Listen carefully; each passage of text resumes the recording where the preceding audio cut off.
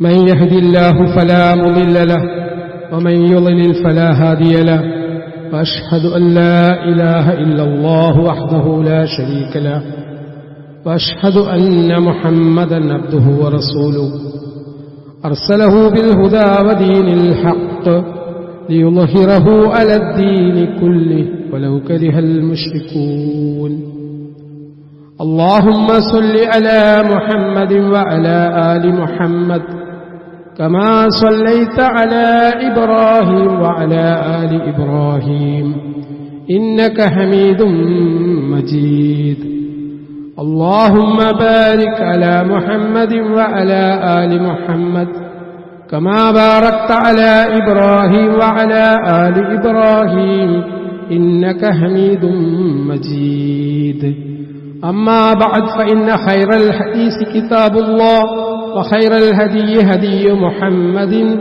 صلى الله عليه وسلم وشر الأمور محدثاتها وكل محدثة بدعة وكل بدعة ضلالة وكل ضلالة في النار يا أيها الذين آمنوا اتقوا الله حق تقاته ولا تموتن إلا وأنتم مسلمون أعوذ بالله من الشيطان الرجيم بسم الله الرحمن الرحيم ومن يبتغي غير الإسلام دينا فلن يقبل منه وهو في الآخرة من الخاسرين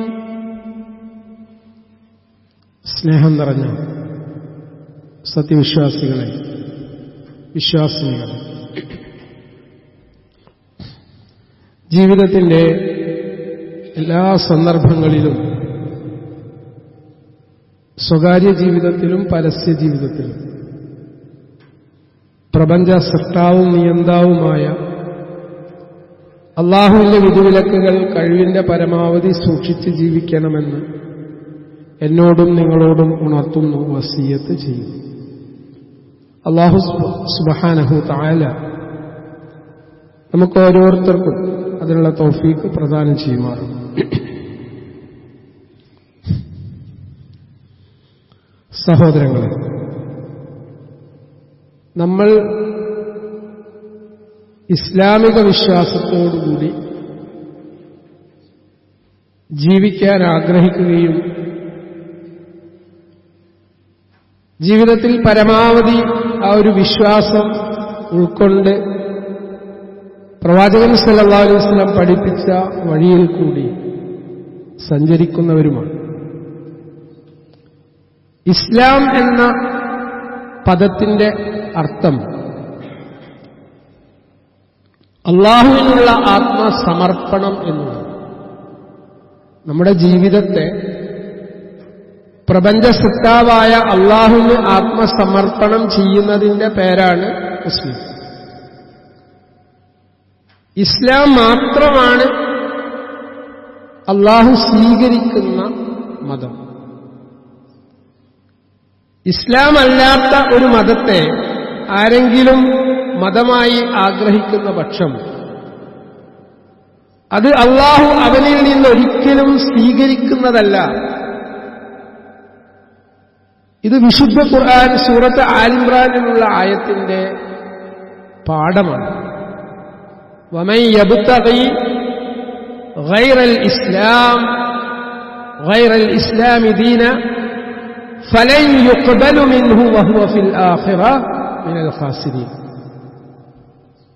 ഇസ്ലാം അല്ലാത്ത അല്ലാഹുവിനുള്ള ആത്മസമർപ്പണമല്ലാത്തതിനെ ആരെങ്കിലും മതമായി ആഗ്രഹിക്കുന്ന പക്ഷം അത് അവനിൽ നിന്നൊരിക്കലും സ്വീകരിക്കപ്പെടുന്നതല്ല. പരലോകത്ത് അവന് നഷ്ടക്കാരിൽപ്പെട്ടവനായിരിക്കും. ഇന്നദ്ദീന ഇൻദല്ലാഹിൽ ഇസ്ലാം. മറ്റൊരു വചനത്തിൽ അല്ലാഹു പഠിപ്പിക്കുന്നു, തീർച്ചയായും അല്ലാഹുവിന്റെ അടുക്കൽ മതം ഇസ്ലാമാകുന്നു. മതം ഏതായാലും മനുഷ്യൻ നന്നായാൽ മതി എന്ന വാദത്തിൽ ജീവിക്കുന്ന, അങ്ങനെ സംസാരിക്കുന്ന ചില ആളുകളെ നമുക്ക് കാണാൻ സാധിക്കും. എന്നാൽ നമ്മൾ മനസ്സിലാക്കേണ്ടത് എല്ലാ പ്രവാചകന്മാരും പ്രബോധനം ചെയ്ത മതം ഇസ്ലാം മാത്രമാണ്. ഇസ്ലാം അല്ലാത്ത ഒരു മതത്തെ അള്ളാഹു സ്വീകരിക്കുകയില്ല. നീ ഒരാള് ധാർമ്മിക മൂല്യങ്ങൾ അനുസരിച്ചുകൊണ്ട് ജീവിച്ചു, ഇസ്ലാമിൻ്റേതല്ലാത്ത ഒരു മതത്തെ സ്വീകരിച്ച് ജീവിക്കുന്നു, നല്ല വ്യക്തിയായിട്ടാണ് ജീവിക്കുന്നത്, എന്നാൽ സഹോദരങ്ങളെ പരലോകത്ത് അയാൾക്ക് നഷ്ടമാണ് ഉണ്ടാവുക. വിശുദ്ധ ഖുർആൻ ഉണർത്തുന്നു, ഖുൽ ബൽ മില്ലത ഇബ്രാഹിം ഹനീഫൻ വമാ കാന മിനൽ മുശ്രിക്കീൻ. നമ്മൾ പിൻപറ്റേണ്ട മാർഗ്ഗാരാണ് നമ്മുടെ പൂർവ്വപിതാവായ പാരമ്പര്യമുള്ള ഇബ്രാഹിമിന്റെ മതത്തിനെയാണ് നമ്മൾ ഫോളോ ചെയ്യുന്നത്. നമ്മൾ അനുധാവനം ചെയ്യുന്നത്, ഇത്തിബാഅ് ചെയ്യുന്നത് ഇബ്രാഹിം നബി അലൈഹിസ്സലാമിനെയാണ്. ഖുൽ ബൽ മില്ലത ഇബ്രാഹിം ഹനീഫൻ വമാ കാന മിനൽ മുശ്രിക്കീൻ. അതല്ല, വക്രതയില്ലാത്ത ശുദ്ധ മനസ്കനായിരുന്നു, നല്ല ഒരു വ്യക്തിത്വത്തിന് ഉടമയായിരുന്നു, നിഷ്കളങ്കനായിരുന്നു ഇബ്രാഹിം നബി അലൈഹിസ്സലാം. ഇബ്രാഹിമിന്റെ മാർഗമാണ് നമ്മൾ പിൻപറ്റേണ്ടത്. അദ്ദേഹം ബഹുദൈവാരാധകനിൽപ്പെട്ടവരായിരുന്നില്ല, ഷിർക്കിൽ നിന്ന് മുക്തമായിരുന്നു ഇബ്രാഹിം നബി അലൈഹിസ്സലാം. വിശുദ്ധ ഖുർആൻ തന്നെ ഉണർത്തുന്നു, വമൻ യർഗബ് അൻ മില്ലത്തി ഇബ്രാഹിം ഇല്ലാ മൻ സഫിഹ നഫ്സഹു. സ്വന്തം ആത്മാവിനെ മൂഢമാക്കിയവനല്ലാതെ മറ്റാരാണ് ഇബ്രാഹിമിന്റെ മാർഗത്തോട് വിമുഖത പ്രകടിപ്പിക്കുക? സ്വന്തം ആത്മാവിനെ മൂഢമാക്കിയവൻ ഏറ്റവും വലിയ നഷ്ടത്തിലുള്ളവനാണ്. ഏറ്റവും വലിയ നഷ്ടം പറ്റിയ ആൾ മാത്രമാണ് ഇബ്രാഹിമിന്റെ മാർഗത്തോട്, ഇബ്രാഹിം നബി അലൈഹിസ്സലാം കൊണ്ടുവന്ന ഇസ്ലാമിന്റെ മില്ലത്തിനോട് വിമുഖത പ്രകടിപ്പിക്കുക. വലഖദ് ഇസ്തഫൈനാഹു ഫിദ്ദുനിയാ വഇന്നഹു ഫിൽ ആഖിറതി ലമിനസ് സ്വാലിഹീൻ. ഖുർആൻ ഉദ്ഘോഷിക്കുന്നു, ഇഹലോകത്ത് അദ്ദേഹത്തെ നാം വിശിഷ്ടനായി തെരഞ്ഞെടുത്തിരിക്കുന്നു. ഈ ദുനിയാവിൽ വെച്ചുകൊണ്ട് ഇബ്രാഹിം നബി അലൈഹിസ്സലാമിനെ ഞാൻ സെലക്ട് ചെയ്തിട്ടുണ്ട്, ചൂസ് ചെയ്തിട്ടുണ്ട്. ഇബ്രാഹിം നബി അലൈഹിസ്സലാമിന്റെ മാർഗത്തെ ഞാൻ വിശിഷ്ടമാക്കിയിരിക്കുന്നു. വഇന്നഹു ഫിൽ ആഖിറതി ലമിനൽ സ്വാലിഹീൻ. പരലോകത്തുള്ള അദ്ദേഹത്തിന്റെ അവസ്ഥ എന്താണ്? അദ്ദേഹം സർജനങ്ങളുടെ കൂട്ടത്തിൽ തന്നെയായിരിക്കും. ഇപ്പൊ സർജനങ്ങളുടെ കൂട്ടത്തിൽ നേതാവായി ഗണിക്കപ്പെടുന്ന ഒരു വ്യക്തിത്വമാണ് ഇബ്രാഹിം നബി അലൈഹിസ്സലാമിന്റെ. എന്തുകൊണ്ടാണ് ഇബ്രാഹിം നബി അലൈഹിസ്സലാമിനെ അള്ളാഹു നേതാവായി കാണുന്നത്? ഇത് ഖാലലി അബീഹി വ ഖൗമിഹി മാ ഹാദിഹി തമാസീൽ അല്ലതി അൻതും ലഹാ ആകിഫൂൻ. നിർഭയനായിക്കൊണ്ട്, ഒരു പേടിയുമില്ലാതെ, സ്വന്തം പിതാവിനോടും സമൂഹത്തോടും ഒറ്റയ്ക്ക് അദ്ദേഹം പൊരുതി. ഏകദൈവവിശ്വാസിയായ അദ്ദേഹം അവരോട് ചോദിച്ച ചോദ്യം, നിങ്ങൾ പൂജിച്ചുകൊണ്ടിരിക്കുന്ന ഈ പ്രതിമകൾ എന്താണ്? നിങ്ങൾ ഇബാദത്തെടുക്കുന്ന, നിങ്ങൾ ആരാധിച്ചുകൊണ്ടിരിക്കുന്ന, പൂജിച്ചുകൊണ്ടിരിക്കുന്ന ഈ പ്രതിമകൾ എന്താണ്? ഈ ചോദ്യം അദ്ദേഹം അവരോട് ചോദിച്ചപ്പോ, സമൂഹത്തോട് ചോദിച്ചപ്പോ, പിതാവിനോട് ചോദിച്ചപ്പോ, ഖാലൂ വജദ്നാ ആബാഅനാ ലഹാ ആബിദീൻ. ആ സമൂഹം ഇബ്രാഹിം നബി അലൈഹിസ്സലാമോട് പ്രതികരിച്ചത് എന്താണ്? ഞങ്ങളുടെ പിതാക്കൾ ഇവയെ ആരാധിച്ചു വരുന്നതായിട്ടാണ് ഞങ്ങൾ കണ്ടിട്ടുള്ളത്. ഞങ്ങൾക്ക് വേറെ ലക്ഷ്യങ്ങളൊന്നുമില്ല. ഞങ്ങളുടെ പൂർവ്വപിതാക്കൾ, ഇന്ന് നമ്മുടെ സമൂഹത്തിൽ നടന്നുകൊണ്ടിരിക്കുന്ന സംസാരവും ഇത് തന്നെയല്ലേ? ഞങ്ങളുടെ പൂർവ്വപിതാക്കൾ ചെയ്ത മാർഗത്തിലാണ് ഞങ്ങളുള്ളത്. അവർ ചെയ്യുന്നത് തന്നെയാണ് ഞങ്ങളും ചെയ്യുന്നത്. ഇബ്രാഹിം നബി അലൈഹിസ്സലാം സത്യസന്ധമായി ഇസ്ലാമിന്റെ മില്ലത്തിലേക്ക്, മാർഗത്തിലേക്ക് ആ സമൂഹത്തെ നയിച്ച സന്ദർഭത്തിൽ, വിളിച്ച സന്ദർഭത്തിൽ അവർ പറഞ്ഞു, എന്താണ്? ഞങ്ങളുടെ പിതാക്കൾ ഇവയെ ആരാധിച്ചു വരുന്നതായിട്ടാണ് ഞങ്ങൾ കണ്ടത്. ഖാല ലഖദ് കുൻതും അൻതും വ ആബാഉകും ഫീ വലാലിൻ മുബീൻ. ഇബ്രാഹിം നബി അലൈഹിസ്സലാം പേടിക്കാതെ അവരോട് പറഞ്ഞു, തീർച്ചയായും നിങ്ങളും നിങ്ങളുടെ പിതാക്കളും വ്യക്തമായ വഴികേടിലായിരിക്കുന്നു. നിങ്ങൾ ഫോളോ ചെയ്യുന്ന, നിങ്ങൾ പിൻപറ്റുന്ന ഈ മാർഗം വഴികേടാണ്. അത് വിട്ട് നിങ്ങൾ പോന്നേ പറ്റൂ. ഈ സന്ദർഭത്തിലാണ് ഇബ്രാഹിം നബി അലൈഹിസ്സലാമിനെ സംബന്ധിച്ച് അവർ പറഞ്ഞത്, ഖാലു ഹർരിഖൂഹു വൻസുറു ആലിഹതക്കും ഇൻ കുൻതും ഫാഇലീൻ. അവർ പറഞ്ഞു, നിങ്ങൾക്ക് വല്ലതും ചെയ്യാനാകുമെങ്കിൽ നിങ്ങൾ ഇവനെ ചുട്ടരിച്ചു കൊല്ലുകയും നിങ്ങളുടെ ദൈവങ്ങളെ സഹായിക്കുകയും ചെയ്യണം. ഇബ്രാഹിം നബി അലൈഹിസ്സലാമിനെ ഈ തീക്കുണ്ടാരത്തിൽ എറിഞ്ഞുകൊണ്ട് ചുട്ടരിക്കാനും അവരുടെ ദൈവങ്ങളെ സഹായിക്കാനും വേണ്ടി ആ സന്ദർഭത്തിൽ അവർ ഓർഡർ ചെയ്യാണ്. ഖുൽനാ യാ നാറു കൂനി ബർദൻ വസലാം. നമുക്കറിയാം, തീക്ഷ്ണമായ പരീക്ഷണങ്ങൾക്ക് നടുവിൽ കൂടി സഞ്ചരിച്ച പ്രവാചകനാണ് ഇബ്രാഹിം നബി അലൈഹിസ്സലാം. തീ കുണ്ടാരം ഒരുക്കിക്കൊണ്ട് ആ തീ കുണ്ടാരത്തിലേക്ക് ആ സമൂഹം ഇബ്രാഹിം നബി അലൈഹിസ്സലാമിനെ എറിയുന്ന ഘട്ടത്തിൽ അല്ലാഹു സുബ്ഹാനഹു തആല പറയുന്നു, ഖുൽനാ യാ നാറു കൂനി ബർദൻ വസലാമൻ അലാ ഇബ്രാഹിം വഅറാദു ബിഹി കൈദൻ ഫജഅൽനാഹും അൽ-അഖ്സരീൻ. സൂറത്ത് അംബിയ 69-70 വചനങ്ങൾ. തീ എന്നുള്ളത് അള്ളാഹുവിന്റെ സൃഷ്ടിയാണ്. തീക്ക് ചൂട് എന്നുള്ള ക്വാളിറ്റി ഉണ്ടാക്കിയിരിക്കുന്നത് അള്ളയാണ്. ആ തീയോട് അള്ളാഹു കൽപ്പിച്ചു, തീ നീ ഇബ്രാഹിമിന്റെ തണുപ്പും സമാധാനവുമായിരിക്കുക. അദ്ദേഹത്തിന്റെ കാര്യത്തിൽ ഒരു തന്ത്രം പ്രയോഗിക്കാൻ അവർ ഉദ്ദേശിച്ചു. എന്നാൽ അവരെ ഏറ്റവും നഷ്ടം പറ്റിയവരാക്കുകയാണ് നാം ചെയ്തത്. ആ തീയുടെ സ്വഭാവം അള്ള മാറ്റിയിട്ട് അത് തണുപ്പായിട്ട് മാറി. ആ തീ കുണ്ടാരത്തിൽ നിന്ന് വളരെ സുന്ദരമായിട്ട് ഇബ്രാഹിം നബി അലൈഹിസ്സലാം രക്ഷപ്പെട്ടു. ഇനി സഹോദരന്മാരെ, നമ്മൾ മനസ്സിലാക്കേണ്ടത്, ഇബ്രാഹിം നബി അലൈഹിസ്സലാം നമുക്ക് വേണ്ടി ദുആ ചെയ്തിട്ടുണ്ട്. ആ ഇബ്രാഹിം നബി അലൈഹിസ്സലാമിന്റെ പ്രാർത്ഥനയുടെ ഫലമായിട്ടാണ് നമ്മുടെ സഹോദരങ്ങൾ ഇന്ന് മക്കയിലേക്ക് ഹജ്ജ് തീർത്ഥാടനം നടത്താൻ വേണ്ടി സഞ്ചരിച്ചുകൊണ്ടിരിക്കുന്നത്. വഇദ് ഖാല ഇബ്രാഹിം റബ്ബി ജഅൽ ഹാദൽ ബലദ ആമിനൻ വജ്നുബ്നി വബനിയ അൻ നഅ്ബുദൽ അസ്നാം. സൂറത്ത് ഇബ്രാഹിം 35-ാമത്തെ വചനം. ഒരു സുന്ദരമായ പ്രാർത്ഥന അദ്ദേഹം നിർവഹിച്ചു. ഇബ്രാഹിം ഇപ്രകാരം പറഞ്ഞ സന്ദർഭം ശ്രദ്ധേയമാണ്. എന്താണ് ഇബ്രാഹിം നബി അലൈഹിസ്സലാം പ്രാർത്ഥിച്ചത്? രക്ഷിതാവേ, എന്റെ നാഥ, നീ ഈ നാടിനെ മക്കയെ നിർഭയത്വമുള്ളതാക്കുകയും നിർഭയത്വമുള്ള നാടാക്കി മക്കയെ നീ മാറ്റേണമേ. എന്നെയും എന്റെ മക്കളെയും ഞങ്ങൾ വിഗ്രഹങ്ങൾക്ക് ആരാധന നടത്തുന്നതിൽ നിന്ന് അകറ്റി നിർത്തുകയും ചെയ്യണമേ. രണ്ട് സുപ്രധാനമായ കാര്യങ്ങളാണ് ഇബ്രാഹിം നബി അലൈഹിസ്സലാം അവിടെ വെച്ച് പ്രാർത്ഥിച്ചത്. വിജനമായ ആരുമില്ലാത്ത മൊട്ടക്കുന്നിൽ വെച്ച്, ആ പാറക്കൂട്ടങ്ങൾക്കിടയിൽ വെച്ച് ഇബ്രാഹിം നബി അലൈഹിസ്സലാം നടത്തിയ പ്രാർത്ഥന അതാണ്. എന്താണ്? ഈ നാടിനെ നിർഭയത്വമുള്ളതാക്കണം. ആ പ്രാർത്ഥന അള്ളാഹു സ്വീകരിച്ചിട്ടുണ്ട്. ഹജ്ജിന് വേണ്ടിയിട്ടും ഉംറയ്ക്ക് വേണ്ടിയിട്ടും തീർത്ഥാടനത്തിന് പോകുന്ന ആളുകൾക്ക് ഫീൽ ചെയ്യുന്ന, മനസ്സിലാകുന്ന, അനുഭവപ്പെടുന്ന കാര്യമാണ് നിർഭയത്വമുള്ള ഒരിടമാണ് മക്ക. രണ്ടാമതായി പ്രാർത്ഥിച്ചത്, എന്നെയും എന്റെ മക്കളെയും ഞങ്ങൾ വിഗ്രഹങ്ങൾക്ക് ആരാധന നടത്തുന്നതിൽ നിന്ന് അകറ്റി നിർത്തുകയും ചെയ്യണമേ. ഏറ്റവും മ്ലേച്ഛമായ കർമ്മമാണ് വിഗ്രഹങ്ങൾക്ക് ഇബാദത്ത് ചെയ്യുക, ആരാധന നിർവഹിക്കുക എന്നുള്ളത്. ആ വിഗ്രഹാരാധന അവിടെ തടയപ്പെട്ടു. ഈ രണ്ട് കാര്യങ്ങൾ അവിടെ പ്രാർത്ഥിക്കപ്പെട്ടു.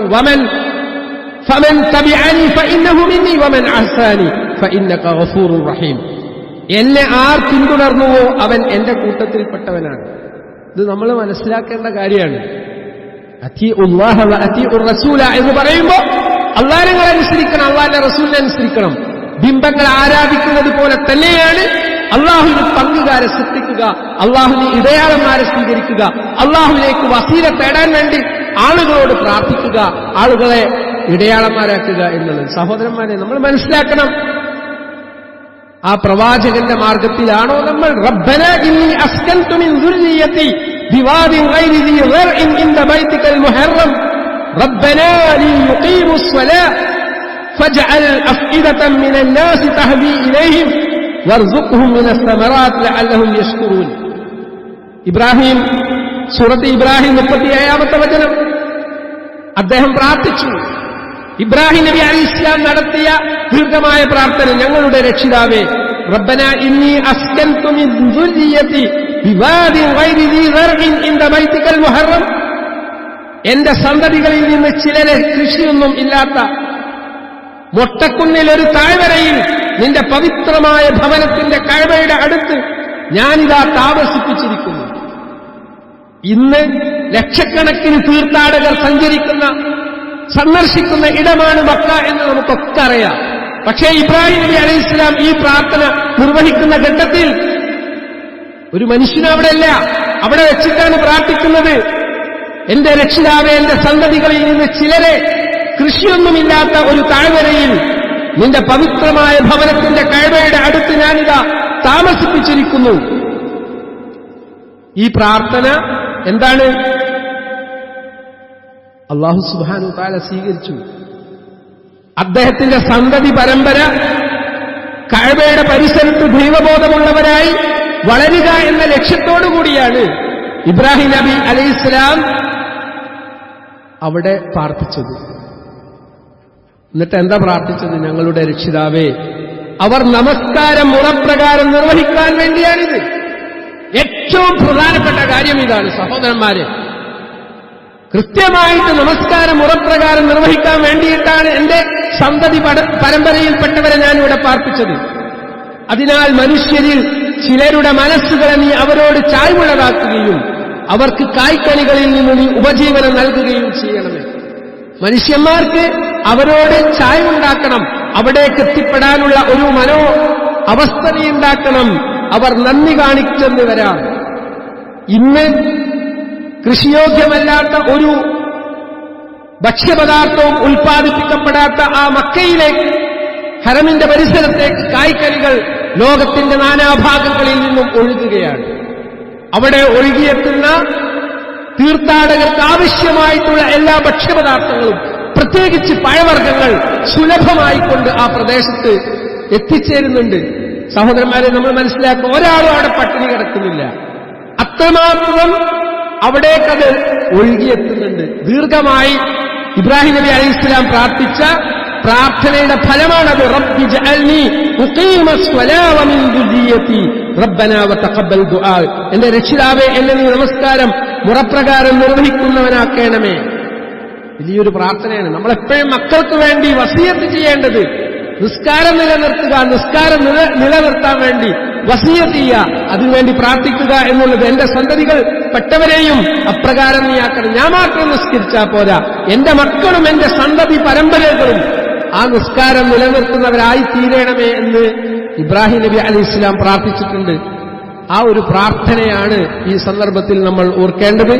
അല്ലാഹു നമ്മുടെ ജീവിതത്തിൽ സംഭവിച്ചിരിക്കുന്ന അപാകതകളും തെറ്റുകളും നമുക്ക് ഓരോരുത്തർക്കും പുറത്തു മാപ്പാക്കി തരുമാറാവട്ടെ.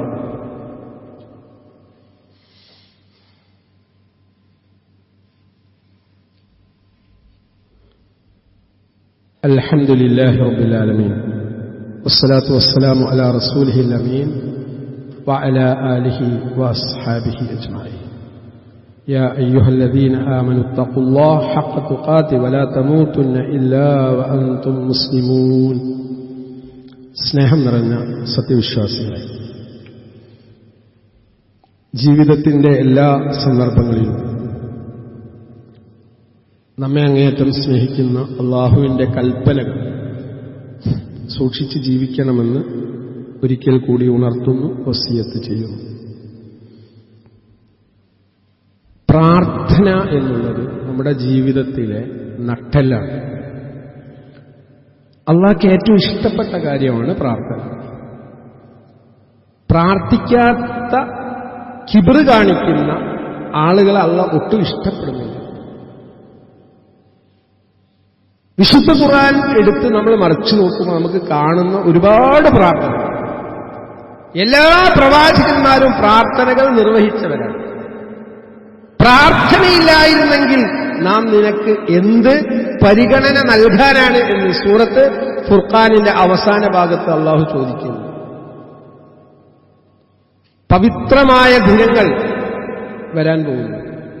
നമുക്കറിയാം, ഹജ്ജിന് വേണ്ടി നമ്മുടെ സഹോദരങ്ങൾ മക്കയിലെത്തുമ്പോൾ ദുൽഹിജ്ജ മുതൽ 1 മുതൽ ആരംഭിക്കുന്ന പവിത്രമായ ദിനങ്ങൾ, ആ ദിനങ്ങളിൽ നമ്മൾ ശ്രേഷ്ഠമായ കർമ്മങ്ങൾക്ക് സാക്ഷിയാവാനും നമ്മൾ അവരെ ഓർത്തുകൊണ്ട് അതിൽ മുഴുകാനും തയ്യാറാവുക എന്നുള്ളത് പ്രധാനപ്പെട്ട കാര്യമാണ്. നമുക്കറിയാം, അറഫാ ദിനത്തിൽ നിയോഗിക്കപ്പെട്ട നോമ്പ്. ഹാജിമാർ മക്കയിലെത്തി ഹജ്ജിന്റെ കർമ്മങ്ങളിൽ നിരതരാവുമ്പോൾ അല്ലാഹു സുബ്ഹാനഹു വ തആല പ്രവാചകൻ സല്ലല്ലാഹു അലൈഹി വസല്ലം മുഖേന നമ്മെ പഠിപ്പിച്ച ആ നോമ്പ്, അത് ഏറ്റവും ശ്രേഷ്ഠകരമായ കർമ്മമാണ്. അത് നമ്മൾ ചെയ്യാതിരിക്കരുത്. ഓരോന്നിനും അതിൻ്റേതായിട്ടുള്ള പ്രാധാന്യമുണ്ട്.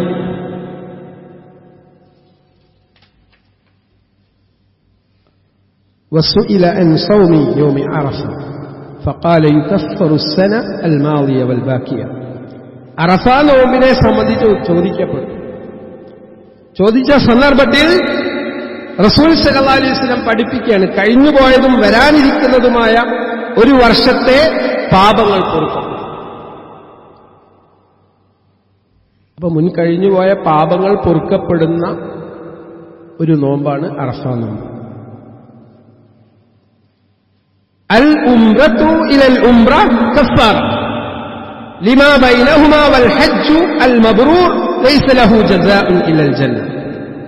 ഹജ്ജിന്റെയും ഉംറയുടെയും ശ്രേഷ്ഠത വിവരിക്കുന്ന ഒരു ഹദീസിൽ ഇപ്രകാരം കാണാം, ഒരു ഉംറ തൊട്ട് അടുത്ത ഉംറ വരെയുള്ള സമയം അതെന്താണ്? കഫാറത്താണ്, പ്രായശ്ചിത്തമാണ്. ലിമാ ബൈനഹുമാ, രണ്ട് ഉംറകൾക്കിടയിൽ സംഭവിച്ച അബദ്ധങ്ങൾ, പോരായ്മകൾ, തെറ്റുകൾ, അതിന്റെ പ്രായശ്ചിത്തമാണ് അടുത്ത ഉംറ. വൽ ഹജ്ജു അൽ മബ്റൂർ ലൈസ ലഹു ജസാഉൻ ഇല്ലൽ ജന്ന. മഖ്ബൂലായ പുണ്യകരമായിട്ടുള്ള സ്വീകാര്യമായിട്ടുള്ള ഹജ്ജിനുള്ള പ്രതിഫലം എന്ന് പറയുന്നത് സ്വർഗമല്ലാതെയില്ല. നമ്മൾ അറിഞ്ഞിരിക്കേണ്ട കാര്യമാണ്. അപ്പൊ ഒരു ഹജ്ജ് ചെയ്യുന്ന ആളുടെ പ്രതിഫലത്തിന്റെ വ്യാപ്തി എന്ന് പറഞ്ഞാൽ സ്വർഗാണ്. ആ ഹജ്ജ് കർമ്മത്തിന് വേണ്ടി നമ്മുടെ സഹോദരങ്ങൾ പോകുന്ന ഘട്ടത്തിൽ, നമ്മളവരെ യാത്രയാക്കുന്ന ഘട്ടത്തിൽ അവരോട് നമ്മൾ വസിയത്ത് ചെയ്യേണ്ട കാര്യം എന്താണ്? നമുക്ക് വേണ്ടി ദുആ ചെയ്യാൻ വേണ്ടിയിട്ട് അവരോട് വസിയത്ത് ചെയ്യണം. പ്രാർത്ഥനയ്ക്ക് ഉത്തരം കിട്ടുന്ന ഒരുപാട് സന്ദർഭങ്ങൾ അവരുടെ ഹജ്ജിന്റെ വേളയിലുണ്ട്. അത് അറഫയിലുണ്ട്, മുസ്ദലിഫയിലുണ്ട്, മിനയിലുണ്ട്, അല്ലേ? സഈ നിർവഹിക്കുന്ന ആയിടങ്ങളിലുണ്ട്, ത്വാഫ് നിർവഹിക്കുന്നിടത്തും എല്ലായിടത്തും പ്രാർത്ഥനയ്ക്ക് ഉത്തരം കിട്ടുന്ന സന്ദർഭങ്ങളാണ്.